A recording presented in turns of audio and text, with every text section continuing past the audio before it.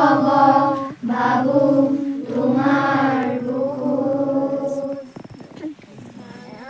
দিন ৰাতিৰ বুকুত দেখা পালো তোমাৰ ছবি ধৰা দিলা গোপনে আমি ইয়াৰ কোন তুমি যে মোৰ শুকান মনত নিয়ৰৰে চেঁচা তুফান নামি অহা ৰ'দৰে নৈ মোৰ দেহত প্ৰতিপুৱা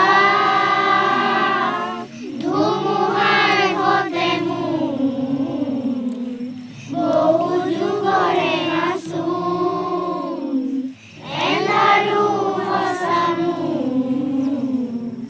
বহু দিনৰে আপোন নিজানৰ গান মোৰ শেষ হ'ব ভাবো তোমাৰ বুকুত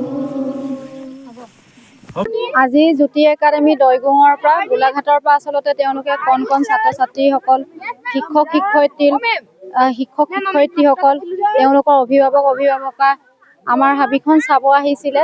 আচলতে তেওঁলোকে দেউতাই সৃষ্টি কৰা হাবিখন চাব আহিছে, তাৰ বাবে অশেষ ধন্যবাদ তেওঁলোকে। আৰু উঠি অহা প্ৰজন্মই আচলতে এইখিনি শিকি যাব আৰু তেখেতেনো কেনেকৈ সৃষ্টি কৰিলে এইটো দেউতাক লগো পাইছে, কথা পাতিছে।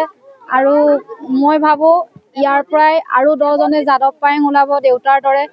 আমি যিদৰে কাম কৰি আছোঁ, মইতো দেউতাৰ পৰা আমি শিকি কামহে কৰি আছোঁ, মোৰ দৰে আৰু হাজাৰ মুনমুনি উঠি অহা প্ৰজন্ম ওলাই আহক, প্ৰকৃতিক ভাল পাবলৈ শিকক, সেয়াই আৰু ক'ম।